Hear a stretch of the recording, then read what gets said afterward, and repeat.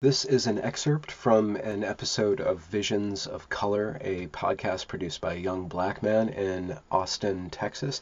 He invited me onto a show and we spoke about the Evergreen saga and deconstructionism and postmodernism as it is manifesting within the academy right now. If you enjoy this clip, then go ahead and check out the full interview that's linked in the description. Have a good one.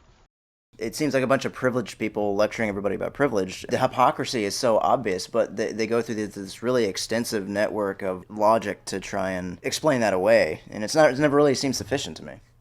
It's not efficient whatsoever.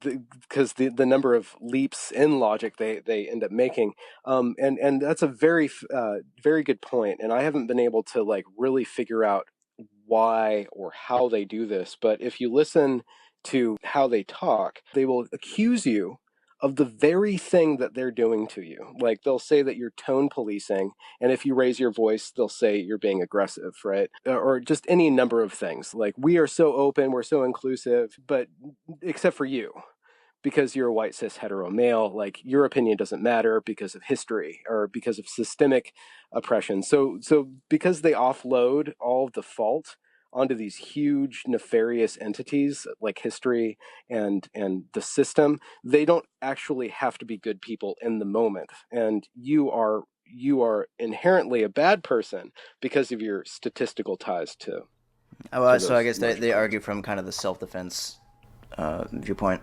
Like, it's okay to strike someone if you can show somehow that they are oppressing you, that somehow legitimizes the use of force, You have to wonder what system of thought causes you to lash out at people while they're just talking, and how do you get to that point? And does that system of thought attract people who just want to be violent and see this system of thought as a way to take advantage and to be oppressive? And at Evergreen, you see a lot of very mediocre people, like the president and the administration, and they're like, equity, it's so great, and then you have a couple of really pathologically angry, racist people who are manipulating that to witch hunt Brett Weinstein, to shut down discourse across college, to take hostages, and so on and so forth.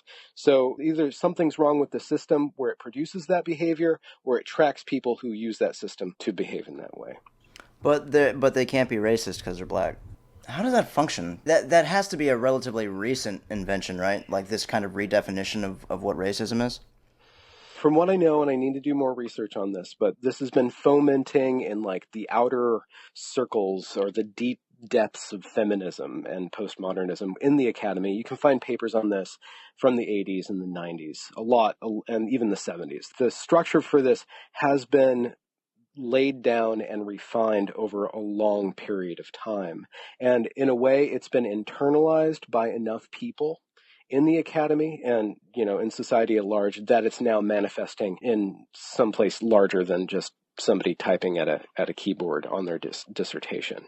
But it is much, much older than what we see now. I think psychologically, it's an embracing of againstness or reaction as the principal mode of behavior instead of creativity Well, and that's action. mostly emotionally based then, right? It takes advantage of the emotions and it amplifies the emotions. It seems to me like a regression to a tribalistic way of thinking.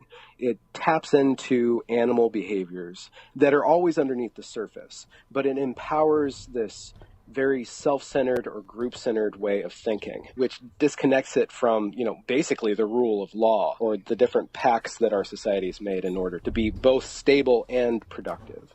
I guess there's always been talk of like the liberal media, as it were, but I think things like social media are relatively recent, in that regard. I mean, Yeah. and I think now we're just kind of starting to see them exercise power over things like social media platforms and whatnot. But I see this weird kind of synergism between people using social media and kind of inculcating themselves with what social media puts out there, and then the way that they act in the world. And it seems like they kind of feed off of each other. I think you're onto something, and I've been thinking that too. And if we look at social media, we see that one, it's truncated, so you can't have a long discussion on Facebook. You can kind of do that in more moderated or self-moderated forums like Reddit, where if you have certain rules of behavior and a nice enough interface for longer discussion can happen. But with regards to Facebook and Twitter or even Tumblr, you have this more rapid fire and an instant response. What you do, there's one character at Evergreen. His name's Jamil, and he's kind of central in the protests. And he's brilliant. He's a brilliant communicator. And if you go through and you find his Facebook and his Instagram, you'll see that he has tons of likes. Whenever he posts something, he knows exactly how to work the crowd, right? So he picks a position, and this is just I don't mean to pick on him. I mean to actually kind of praise him in a way. He picks a position that grabs a lot of attention, and then he can capitalize on that attention with a very low level of critical thought. Like there's very little negative feedback or criticism that's going to force him in his position on social media to refine or to even define in a deeper manner his ideals and his goals, right? And so with regards to Evergreen, what happened right when the protests started ramping up is that Facebook, and my Facebook was flooded with this copy and paste news reports, right? Where and in the first thing that I saw, but it was happening before that, but with the Brett Weinstein event, like Brett Weinstein got protested in his classroom on Tuesday, the 23rd, I believe, and then that night, my Facebook, all of my Evergreen friends, well, not all of them, but a lot of them had copy and pasted this news report about the events. And at the very end of this news report, it said, "This is the one true story of what was happening." And I'm like, if you have to say that, yeah, that seems highly suspect. That's probably the biggest flag for me that this is not the true story. But then everybody was galvanized. Everybody's like, this is the way this is our moment. We're finally going to defeat racism. We're going to rise up against this oppressive system. And the funny thing is that I've tried to show in my videos is that this system, this Evergreen College, is the one that's teaching them right. that all systems are inherently racist. So Evergreen's a specific instance of this kind of ideology, the progressive intersectionality, the postmodernity, taken to an extreme and being used. I think this ideology, it either produces this behavior or it invites and empowers people who behave in this way.